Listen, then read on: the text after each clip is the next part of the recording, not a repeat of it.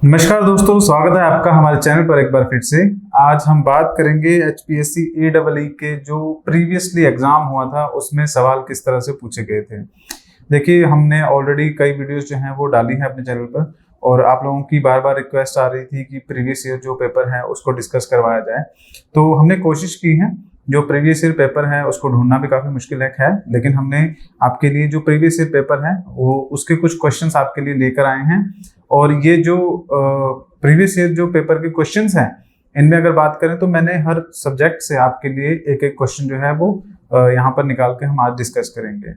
इसमें आपका water and जो एक्ट है वहाँ से भी सवाल है, हिस्ट्री से भी सवाल है, ज्योग्राफी से भी सवाल है और इवन हरियाणा जीके से।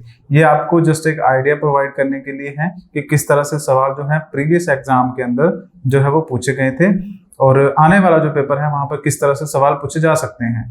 तो उन्हीं के बारे में हम चर्चा करेंगे। आपको यहाँ से आइडिया लग जाएगा कि किस तरह से एग्जाम में सवाल पूछे जा सकते हैं। तो चलिए पहले सवाल से बात करते हैं। जो पहला सवाल है आपका, ये आपका वाटर और इन्वायरमेंट एक्ट से ही आया गया है, ठीक है। तो सवाल कुछ इस तरह से था कि in the event of the conflict between the provision of water act and the environment protection act dash will prevail. सवाल है कि अगर वाटर एक्ट और जो इन्वायरमेंट प्रोटेक्शन एक्ट है इनके बीच में, इनके किसी प्रोविजन में एक कन्फ्लिक्ट जो है वो आता है दोनों के बीच में, तो कौन सा एक्ट होगा जो प्रिवेल करेगा, मतलब कौन सा ऊपर आएगा बाकी दूसरा नीचे जाएगा। Your options are environment protection act, उसके बाद है वाटर एक्ट, उसके बाद ऑप्शन सी है बोथ या फिर D none of the above. तो सवाल बिल्कुल ही बेसिक सवाल है, कोई ज्यादा डिफिकल्ट सवाल नहीं है। तो अगर हम इसकी बात करें, एक्सप्लेनेशन हम देख लेते हैं क्या है, उसके बाद आपको अपने आप ही आंसर पता लग जाएगा। Water prevention and control of pollution act जो कि कब आया था 1974 के अंदर, ठीक है। According to the constitution state जो गवर्नमेंट है और the union government, state government और the union territory administration exercise control over the water. ये बात बिल्कुल सही है कि अगर कॉन्स्टिट्यूशन के अंदर आप देखेंगे तो उसमें कई 4 लिस्ट आपको देखने को मिलती है, जिसमें स्टेट लिस्ट है, यूनियन लिस्ट है, कॉन्करेंट लिस्ट है, रेजिडुअरी लिस्ट है। उसमें जो वाटर वाला चीज है वो आपकी स्टेट गवर्नमेंट के अंडर आती है, ठीक है। स्टेट गवर्नमेंट और अगर यूटी एडमिनिस्ट्रेशन है मतलब यूनियन टेरिटरी है तो वहां उसके अंडर आएगी कंट्रोल ऑफ द वाटर। अब जो water prevention and control pollution act 1974 था, जिसको हम वाटर एक्ट के नाम से भी जानते हैं, वो सेंट्रल गवर्नमेंट के द्वारा एनेक्ट किया गया था। अब देखिए यहाँ पर बात ये आ जाती है कि अगर कॉन्स्टिट्यूशन के अंदर वाटर जो है वो आपका स्टेट लिस्ट के अंदर आ रहा है, ऑब्वियसली 4 लिस्ट है तो उसमें से स्टेट लिस्ट के अंदर आ रहा है, तो ये आपका सेंटर कैसे इसके ऊपर लॉ बना सकते हैं। तो देखिए उसके अंदर भी कॉन्स्टिट्यूशन के अंदर आर्टिकल 252 के अंदर स्पेशली बताया गया है कि अगर 2 या 2 से ज्यादा स्टेट, 2 या 2 से ज्यादा स्टेट जो हैं उनकी अगर रिकमेंडेशन हो या उनकी अगर एक सेंट्रल गवर्नमेंट की तरफ दरखास्त हो कि कोई पर्टिकुलर टॉपिक है उस पर जो है जो स्टेट लिस्ट के अंदर सब्जेक्ट आता है, लेकिन 2 या 2 से ज्यादा स्टेट अगर ये कहें तो उस पर अंडर आर्टिकल 252 जो हमारे सेंट्रल गवर्नमेंट है उसको लॉ बनाने का अधिकार है, ठीक है। तो अंडर आर्टिकल 252 इसका यूज करते हुए सेंट्रल गवर्नमेंट ने वाटर जो एक्ट है 1974 के अंदर वो बना दिया। ओके, यहां से चीज आपको क्लियर हो गई, ठीक है। और उसको 1975 के अंदर जो क्या है इम्प्लीमेंट कर दिया गया। अब जो 2 ऑब्जेक्टिव थे जो एक्ट बनाया गया था 74 के अंदर, उसके अंदर दो ऑब्जेक्टिव थे कि क्यों बनाया गया था ये वाटर एक्ट। वो था आपका to prevent and control the water pollution. Simple है, वाटर एक्ट अगर किसी ने ना भी पढ़ा हो तो मेरे ख्याल से चीजें इस तरह से समझ आ जानी चाहिए कि वाटर का मतलब क्या है, वाटर को प्रिवेंट करना है और पोल्यूशन से बचाना है सिंपली। और दूसरा है टू मेंटेन और restore the wholesome of the water. ये 2 चीजें थी जो उस वाटर एक्ट के अंदर बात की गई थी।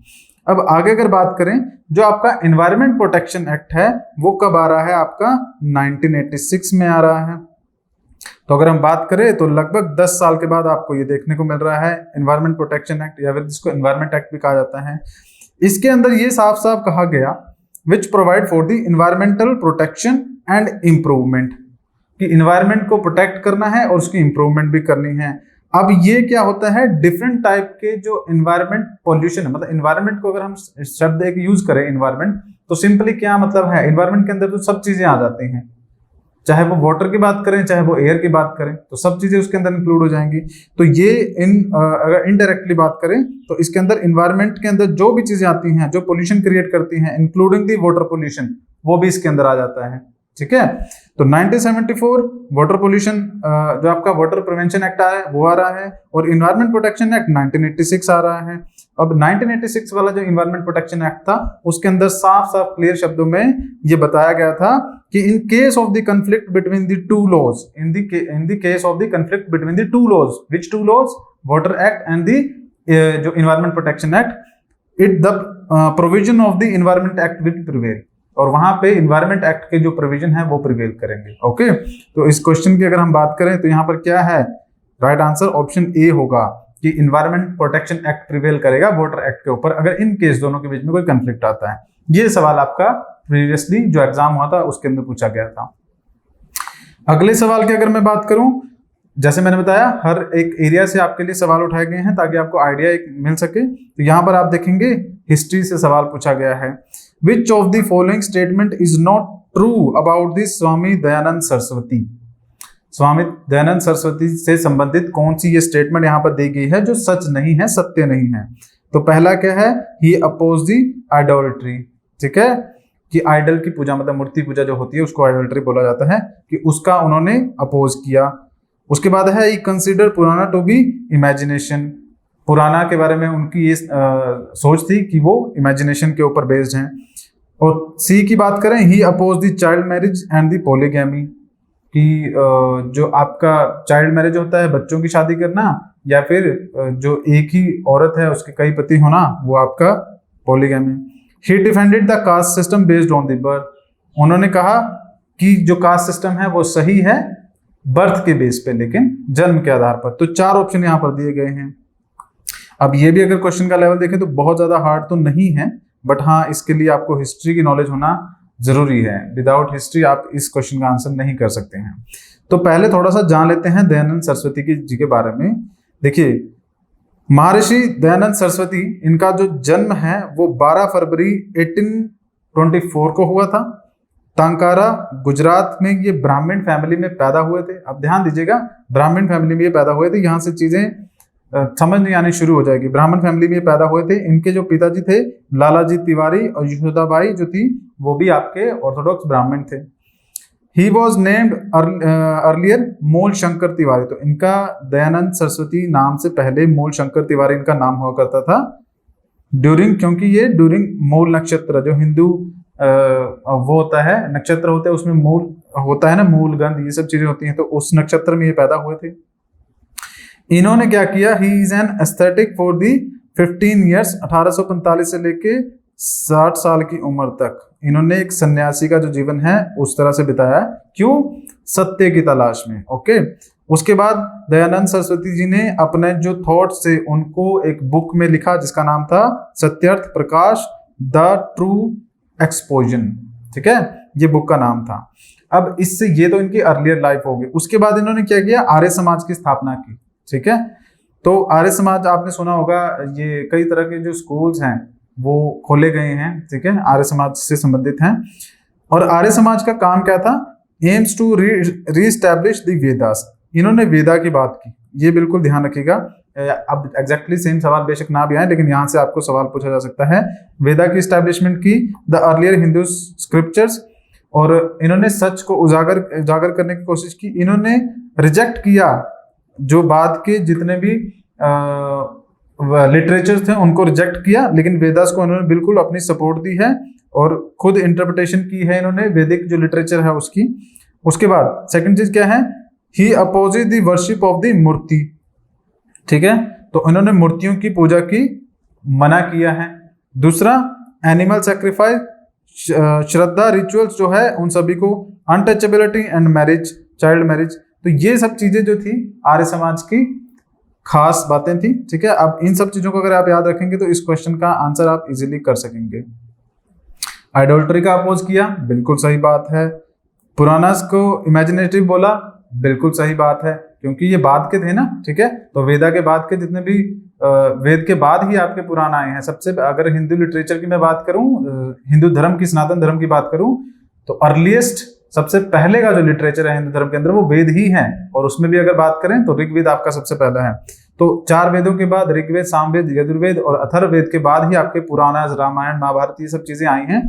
तो उन्होंने बाद का जो लिटरेचर था उसको इमेजिनेटिव बोल दिया, ठीक है। उन्होंने मतलब वेदा को सबसे ज्यादा इंपॉर्टेंस दी। उसके बाद बात करें he oppose the child marriage and polygamy, ये भी बिल्कुल सही बात है।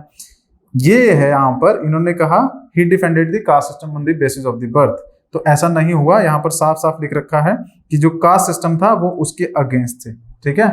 अब याद रखिए वो खुद ब्राह्मण फैमिली में पैदा हुए थे, लेकिन फिर भी वो कास्ट सिस्टम के अगेंस्ट, ठीक है। तो ऑप्शन डी जो है इसका राइट आंसर होगा कि ये जो बात लिखी गई है ये स्वामी दयानंद सरस्वती जी के बारे में ट्रू नहीं है, सच नहीं है। अगले क्वेश्चन पे जाएं। ये क्वेश्चन है आपका कहां से, हरियाणा जीके से। हरियाणा जीके के बहुत सारे सवाल जो हैं वो प्रीवियस एग्जाम में पूछे गए हैं, ठीक है। अब यहाँ पे सवाल पूछा गया है जयंती देवी के बारे में। जयंती देवी बहुत ही फेमस टेम्पल है हरियाणा के अंदर, ठीक है। अगर आपने हरियाणा जीके पढ़ी है तो ऑब्वियसली ये सवाल आप समझ सकते हैं कि काफी इंपॉर्टेंट स्थान रखता है। तो इन्होंने पूछा है कि ये जो जयंती देवी टेम्पल है ये कहाँ पर सिचुएटेड है, कौन सी जगह पर है, क्या ये कुरुक्षेत्र में है, पंचकुला में है, जिंद में है या अंबाला में है। 4 ऑप्शन यहाँ पर आपको देखने को मिल जाते हैं। अब देखिए जयंती देवी जो टेम्पल है इसका संबंध किनके साथ है, इनका संबंध पांडवों के साथ है, ठीक है। पांडवों के साथ जयंती देवी का संबंध है। किस तरह से, देखिए जब महाभारत पीरियड था, महाभारत जिस टाइम हो रही थी उस टाइम की अगर बात करें तो उस टाइम से ये जयंती देवी जो टाउन है वहां पे सिचुएटेड था। ये क्यों हुआ था, ऐसा माना जाता है कि जब पांडव थे, जब वो महाभारत की लड़ाई लड़ने जा रहे थे, क्योंकि जयंती देवी जो है वो एक शक्ति का अवतार है और उसको जीत की देवी कहा जाता है, विक्ट्री की देवी कहा जाता है। तो महाभारत के युद्ध में जाने से पहले पांडवों ने जयंती देवी की जो पूजा की थी उनका आशीर्वाद लिया था, और उसी के बाद जहां पर इन्होंने किया था जयंती देवी, वो आज का जो जींद आपका डिस्ट्रिक्ट है वो वाला हिस्सा था, तो वहां पर ही इन्होंने पूजा की थी और वहां पर ही इन्होंने कौरवों के खिलाफ जो बैटल थी उसको जीत के लिए जयंती देवी की पूजा की थी। तो उसके बाद ये जो जयंती देवी का टेम्पल है वहां पे बनाया गया, और बाद में यही जो आपका जयंती देवी का नाम है, मतलब जो हमारी देवी हैं जयंती देवी, उन्हीं के नाम पर जो डिस्ट्रिक्ट का नाम है जींद वो पड़ जाता है, ठीक है। और ये भी सवाल कई बार एग्जाम्स में पूछा जाता है एचपीएससी के द्वारा कि जो जींद का नाम है वो किसके नाम पे पड़ा है, तो वो जयंती देवी के नाम पर जींद का नाम पड़ा है। या मंदिर देख सकते हैं यहाँ पर इस तरह से बनाया गया है। तो यहाँ पर राइट आंसर क्या होगा, ऑप्शन बी इसका राइट आंसर होगा। अगले सवाल की बात करें, ये सवाल भी आपका हिस्ट्री से है लेकिन मॉडर्न हिस्ट्री से सवाल पूछा गया है आपका, ठीक है। The governor general who appointed local self government, कौन सा ऐसा गवर्नर जनरल था भारत के अंदर, ब्रिटिशर्स होगा ऑब्वियसली, जिन्होंने लोकल सेल्फ गवर्नमेंट का मतलब होता है जब आप पावर को डिसेंट्रलाइज कर देते हो। लोकल सेल्फ गवर्नमेंट मतलब कि बेसिक लेवल जो है हमारी कंट्री का, जैसे कि गांव की हम बात करें, ठीक है, तो उन लोगों को पावर प्रोवाइड करना। इसका एक एग्जांपल अगर मैं दूं आपको अभी, तो लोकल सेल्फ गवर्नमेंट आप जो पंचायत के इलेक्शन होते हैं उनको मान के चल सकते हैं। पंचायत के इलेक्शन में प्रधान के पास जिम्मेदारी होती है गांव की डेवलपमेंट की, तो हम क्या कर रहे हैं, डिसेंट्रलाइजेशन ऑफ द पावर कर रहे हैं। मतलब किसी एक आदमी के पास सिर्फ चीफ मिनिस्टर नहीं है, उसके अलावा जो पावर है हमने क्या कर दिया, हमने जो गांव के प्रधान है, पंच है, बीडीसी मेंबर है, उन सब में बांट दी। That is the decentralisation of the power. So governor general कौन से थे जिन्होंने ये लोकल सेल्फ गवर्नमेंट का ये आइडिया जो है ब्रिटिशर्स का दिया हुआ है, तो उस टाइम पर ये इंट्रोड्यूस किया गया था। कौन थे उस टाइम पे लोकल सेल्फ गवर्नमेंट के पायनियर, कौन है जिन्होंने सबसे पहले ये जो सिस्टम स्टार्ट किया था, Lord Ripon, Lord Lytton, Lord Mayo, Lord Curzon. 4 option आपके पास हैं, एक्सप्लेनेशन देखेंगे आंसर अपने आप पता लग जाएगा। Lord Ripon initiated many reforms, ठीक है, to ease the plight of the local Indians. देखिए लॉर्ड रिपन के बारे में अगर बात करें, जब भी हमने हिस्ट्री पढ़ी है तो हमने बात की है जितने भी गवर्नर जनरल आए थे बेसिकली सारे क्या थे, इंडिया के जो लोग थे उनके ऊपर अत्याचार कर रहे थे, पावर को शेयर नहीं करना चाहते थे। कोई भी नहीं चाहता था कि इंडिया जो है वो डेवलप करे, क्योंकि बेसिकली आइडिया यही था कि इंडिया को लूटो और यहाँ से सामान जो पैसा है उसको लेके इंग्लैंड वापस जाओ। लेकिन ये बात कंप्लीटली सही भी नहीं है, क्योंकि कुछ ऐसे गवर्नर जनरल जरूर थे जो कि इंडिया की डेवलपमेंट भी काम करते थे। जैसे कि लॉर्ड रिपन की मैं बात करूं तो लॉर्ड रिपन जो थे काफी अच्छे गवर्नर जनरल हम मान सकते हैं, क्योंकि हिस्ट्री में बहुत ही कम लोग ऐसे होंगे जो इंडिया को थोड़ा सा डेवलपमेंट की तरफ ले जाने की कोशिश कर रहे थे। तो उन्हीं में लॉर्ड रिपन का नाम जरूर आता है। He was also known as the father of the local self government, क्योंकि इन्होंने ही भारत के अंदर लोकल सेल्फ गवर्नमेंट जो थी वो इंट्रोड्यूस की थी, और ये आपके जाने जाते हैं, जैसे कि हिस्ट्री में बहुत बुक्स में आपको मेंशनिंग देखने को मिल जाएगी, he is known as the good viceroy of the India. ठीक है, अब यहाँ पे कंफ्यूज मत होइएगा कि वॉइसरॉय लिख रखा है, गवर्नर जनरल लिख रखा है, सेम ही पोस्ट है, बस नाम उसको बदल दिया गया था 1857 के रिवोल्ट के बाद। ठीक है, तो वाइसरॉय भी बोल सकते हैं, गवर्नर जनरल भी बोल सकते हैं। इसके अलावा लॉर्ड रिपन ने आपका हंटर कमीशन जो था अंडर विलियम हंटर, उसको भी लेकर आए थे। ठीक है, जिसके अंदर क्या था, एजुकेशनल रिफॉर्म्स थे। अब कोई भी पर्सन एजुकेशनल रिफॉर्म्स क्यों करेगा इंडिया के अंदर, ऑब्वियसली वो कुछ भला ही चाहता होगा, तो इसलिए एजुकेशनल रिफॉर्म हो गया। फर्स्ट फैक्ट्री एक्ट हो गया, जिसमें वर्किंग के आवर, पहले क्या होता था, फैक्ट्रीज के अंदर जो वर्कर काम करते थे वो 24-24 घंटे 20-20 घंटे ऐसे भी काम किया करते थे, लेकिन उसके बाद फर्स्ट फैक्ट्री एक्ट आया 1881 के अंदर, जिसमें क्या किया गया, वर्किंग के आवर्स जो है वो सुनिश्चित किए गए कि इतने घंटे ही काम करेंगे, इससे ज्यादा नहीं करेंगे। ठीक है, उसके अलावा lord Ripon also played crucial role in recognizing the Madras forest department. Madras forest department वो इनके टाइम पर ही बनाया गया था, फॉरेस्ट कंजर्वेशन का काम भी किया गया था। तो लॉर्ड रिपन क्या है, एक अच्छे वॉइसरॉय माने जाते हैं। तो ऑप्शन ए यहाँ पर राइट आंसर होगा, वही थे जो लोकल सेल्फ गवर्नमेंट के फादर भी थे, पायनियर भी थे। ओके, तो ये आपका ये वाला आंसर हो जाता है। अगले सवाल की बात करें, ये आपका फिर से नॉइज पोल्यूशन जो है मतलब water noise and air act जो है वहीं से आपका ये पूछा गया है। सिंपल क्वेश्चन है, noise pollution has been inserted as the pollution in the air act in which year. अब यहाँ पर एक चीज याद रखिएगा कि एयर एक्ट के अंदर नॉइज पोल्यूशन एक्ट जो है वो इंसर्ट किया गया है। सवाल आपका ये पूछा जा रहा है कि कौन से ईयर में किया गया है। तो ईयर की बात करें तो ऐसा कोई मतलब बहुत डिटेल में नहीं है सवाल पूछा गया, ऊपर ऊपर से सवाल पूछा गया है। The air prevention and the control of pollution act was enacted इन 1981। ठीक है, ये एयर वाला जो एक्ट था, air and control of pollution act 1981 के अंदर इनिशिएट किया गया था। इसके अंदर जो अमेंडमेंट है बाद में 1987 में की गई थी, और 1987 में जो अमेंडमेंट की गई थी 1987 के अंदर, उस अमेंडमेंट के अंदर noise as an air pollutant, noise as an air pollutant add किया गया था। ठीक है, तो राइट आंसर क्या होगा, 1987। क्या बात की हमने कि 1981 के अंदर आपका एयर प्रिवेंशन एंड कंट्रोल जो पोल्यूशन एक्ट है वो लाया गया, उसके अंदर अमेंडमेंट की गई 1987 के अंदर। और जब ये अमेंडमेंट की गई थी कई चीजें ऐड की गई थी, उसमें से एक चीज क्या है, नॉइज को ऐड किया गया था एज अ पोल्यूटेंट। ठीक है, अब याद रखिएगा नॉइज पोल्यूटेंट जो है वो कौन से एक्ट के अंदर है, वो एयर पोल्यूशन एक्ट के अंदर डाला गया है। ठीक है, तो कब डाला गया, 1987 के अंदर। तो हमारा आंसर क्या है, ऑप्शन बी 1987। तो आप देख सकते हैं क्वेश्चन का लेवल किस तरह से पूछा जा रहा है और कहां कहां से पूछे जा रहे हैं। ये क्वेश्चन आ जाता है आपका ज्योग्राफी से। तो which part of the globe is having maximum biodiversity, polar region, equatorial region, mid latitude region, near the tropics. तो चार आपके पास ऑप्शन है, इसका जो राइट आंसर है वो आपका क्या होगा, इक्वेटोरियल रीजन होगा। देखिए हम इसकी एक्सप्लेनेशन देख लेते हैं। जैसा कि यहाँ पे मैप देखने को मिल रहा है, उस सवाल पे अगर देखें, विच part of the globe is having maximum biodiversity. Biodiversity का मतलब क्या है, प्लांट्स हैं, एनिमल्स हैं, श्रब्स हैं, इंसेक्ट्स हैं, सब कुछ है। ठीक है, वो बायोडाइवर्सिटी को मिलकर बनाते हैं। बायोडाइवर्सिटी में आपके प्लांट्स भी आते हैं, एनिमल्स भी आते हैं, ह्यूमंस भी आते हैं, इंसेक्ट भी आते हैं, सब कुछ आपका बायोडाइवर्सिटी के अंदर होगा। ठीक है, तो मैक्सिमम बायोडाइवर्सिटी कहाँ होगी, मैक्सिमम बायोडाइवर्सिटी वहां होगी जहां पर पानी होगा, क्योंकि कोई भी ऐसी वैरायटी नहीं है एनिमल्स में, प्लांट्स में, जिनको पानी की रिक्वायरमेंट ना हो। पानी सभी को चाहिए, और पानी कहाँ पर होगा, जहां पर पानी ज्यादा होगा वहां बायोडाइवर्सिटी ज्यादा होगी। और पानी कहां पर होगा, पानी इस एरिया में सबसे ज्यादा होगा। ये कौन सा एरिया है, ये आपका 0 डिग्री वाला एरिया है, मतलब कि इक्वेटोरियल एरिया है। इक्वेटोरियल एरिया की खास बात यही है, वहां पर गर्मी तो बहुत होती है, बट उससे ज्यादा वहां पर बारिश होती है। तो इक्वेटोरियल एरिया में सबसे ज्यादा बारिश होती है, दैट्स वाई यहाँ पर ही सबसे ज्यादा आपको जो पेड़ पौधे हैं वो नजर आएंगे। लेकिन इक्वेटोरियल एरिया का मतलब सिर्फ ये नहीं है कि एक लाइन है उसके आसपास। इक्वेटोरियल एरिया मान के यहाँ चलिए तो 23.5 डिग्री यहाँ, 23.5 डिग्री यहाँ, इसके बीच में आपको मैक्सिमम बायोडाइवर्सिटी नजर आएगी ऑल ओवर द अर्थ में। ठीक है, तो अगर इस क्वेश्चन की हम बात करें तो हम यहाँ पर क्या आंसर करेंगे, इक्वेटोरियल रीजन आपका वो वाला रीजन है जहां पे सबसे ज्यादा बारिश देखने को मिलती है। ओके, सो ये आपके कुछ इंपॉर्टेंट क्वेश्चन थे जो प्रीवियस एग्जाम के अंदर पूछे गए थे। आई होप आपको लेक्चर पसंद आया होगा, कमेंट करके जरूर बताइएगा।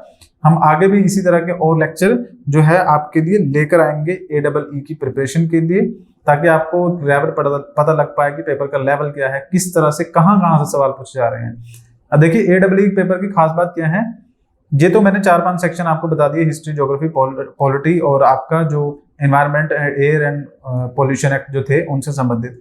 इसके अलावा भी और कई जो एरियाज हैं ऐसे रहते हैं जहां से सवाल पूछे जाते हैं। बट हाँ, ये बात समझने वाली है कि ये जो मैंने आपको क्वेश्चन बताए हैं, इन्हीं सभी सब्जेक्ट से ज्यादा क्वेश्चन पूछे जाते हैं। बाकी थोड़े बहुत इधर उधर जो दूसरे सब्जेक्ट्स हैं उनसे भी क्वेश्चन जरूर डेफिनेटली पूछे जाएंगे, लेकिन वो कम होंगे। खैर, जैसा कि हम बात कर रहे हैं, गोयला क्लासेस की तरफ से आपके HPSC AEE के लिए कोर्स स्टार्ट किया गया है। देखिए, कोर्स की जो कीमत है काफी कम है, ठीक है, और आपकी जो पोस्ट है अगर देखें तो रिसेंटली वो पोस्ट भी इंक्रीज कर दी गई हैं। और मेरे ख्याल से ये जो आपकी पोस्ट है, यहाँ पे कंपटीशन आपका जो है टफ रहने वाला है, क्योंकि आप एक चीज समझिए कि जो क्वेश्चंस इतने पूछे जा रहे हैं एग्जाम के अंदर, उसमें हिस्ट्री भी आ रही है, ज्योग्राफी भी आ रही है, पॉलिटी भी आ रही है, इकोनॉमी भी आ रही है, करंट अफेयर्स भी आ रहे हैं, वाटर एयर पोल्यूशन एक्ट ये भी आ रहे हैं, करंट अफेयर्स और साइंस एंड टेक के क्वेश्चंस भी आ रहे हैं। तो काफी डाइवर्स जो पेपर है आपका आने वाला है और बहुत एरियाज हैं। तो उन सब एरिया को अगर आप इंडिविजुअली एक सब्जेक्ट को पढ़ने लगेंगे तो एक साल भी आपकी तैयारी के लिए कम होगा। बट हम क्या करेंगे, आपको जो कोर्स प्रोवाइड कर रहे हैं 9,999 के अंदर, इसमें सिर्फ वही स्पेसिफिक एरियाज जहां से सवाल जो है सबसे ज्यादा पूछे जाते हैं वो आपको कंप्लीट करवाएंगे। एग्जाम्पल के तौर पे मॉडर्न हिस्ट्री इंपॉर्टेंट सब क्वेश्चन पूरा सिलेबस आपको करवाया जाएगा। Ancient, medieval, Indian geography, world geography, polity and economy, ये हो गया आपका कोर्स के अंदर। उसके अलावा हरियाणा जीके सबसे important, Haryana GK, environment, current affairs, English language के जो क्वेश्चन हैं, वाटर एक्ट, एयर एक्ट और इवन जो क्वांट है और रीजनिंग है। तो अभी अगर हम बात करें, हमने क्या बात की, अगर हम बात करें तो हमने अभी हिस्ट्री का जो है सिलेबस उसमें कुछ क्वेश्चन देख लिए, ज्योग्राफी के में देख लिए, पॉलिटी में देख लिए, और उसके अलावा हमने हरियाणा जीके की बात करें, इन्वायरमेंट और वाटर एंड एयर एक्ट के क्वेश्चन देख लिए। अब इसके अलावा क्वांट रह गया, रीजनिंग रह गया, करंट अफेयर से संबंधित क्वेश्चन रह गए, इकोनॉमी के कुछ क्वेश्चन और भी आपके एग्जाम में पूछे जाएंगे। तो ये कोर्स आपको काफी ज्यादा हेल्प करेगा अगर आप ज्वाइन करते हैं। इसके अलावा टेस्ट सीरीज भी आप ज्वाइन कर सकते हैं। 999 की आपकी टेस्ट सीरीज है, वो भी आप ज्वाइन कर सकते हैं, लेकिन टेस्ट सीरीज तभी आपको फायदा पहुंचाएगी जब आपका ऑलरेडी सिलेबस कंप्लीट हुआ होगा, और ये सिलेबस आपका 9,999 में हम कंप्लीट करवा सकते हैं। इसी में अगर आप अभी ज्वाइन करते हैं तो आपके लिए स्पेशल डिस्काउंट ऑफर भी आपको मिल सकता है, 50% तक का डिस्काउंट। तो कोर्स अगर आपको 50% डिस्काउंट के साथ चाहिए तो आपको 4,999 में ये कोर्स मिल जाएगा। लेकिन ये ऑफर लिमिटेड पीरियड के लिए है, तो जितना जल्दी हो सके आप ज्वाइन कर लीजिएगा। आप हमारे कोर्सेज के लिए, टेस्ट सीरीज के लिए या जो भी चीजें हैं, लेक्चर, स्टडी मटेरियल, उनके लिए आप हमारे प्ले स्टोर पे ऐप है गोयला क्लासेस के नाम से, आप उससे डाउनलोड कर सकते हैं। वहां पर आपको सारी चीजें जो है हमारी ऐप पर ही मिल जाएंगी। ये हमारे कुछ रिजल्ट हैं जो आप देख सकते हैं स्टेट PCS के अंदर। अगर आप चाहें तो हमारा टेलीग्राम चैनल भी ज्वाइन कर सकते हैं, वहां पर सभी तरह की अपडेट्स आपको मिलती हैं। इसका लिंक आपको डिस्क्रिप्शन में मिल जाएगा। वहां पर एग्जाम से रिलेटेड इन्फॉर्मेशन, हमारे जो लेक्चर्स हैं उनसे रिलेटेड इन्फॉर्मेशन और कोर्सेज से रिलेटेड इन्फॉर्मेशन सब कुछ मिल जाएगा। HPSC AEE के नाम से हमारा टेलीग्राम चैनल है, आपको लिंक जो है डिस्क्रिप्शन में मिल जाएगा। किसी और तरह की कोई भी इन्फॉर्मेशन के लिए आप इन कॉन्टैक्ट नंबर्स पे कॉल कर सकते हैं अगर आपको कोई भी कंफ्यूजन है तो एग्जाम से रिलेटेड। तो आज के लेक्चर में फिलहाल इतना ही है। लेक्चर कैसा लगा आपको जरूर कमेंट करके बताइएगा। चैनल पे नए हैं तो चैनल को सब्सक्राइब कीजिएगा ताकि और जो हम लेक्चर लेकर आएंगे उनकी नोटिफिकेशन आपको सबसे पहले मिलती रहे। धन्यवाद।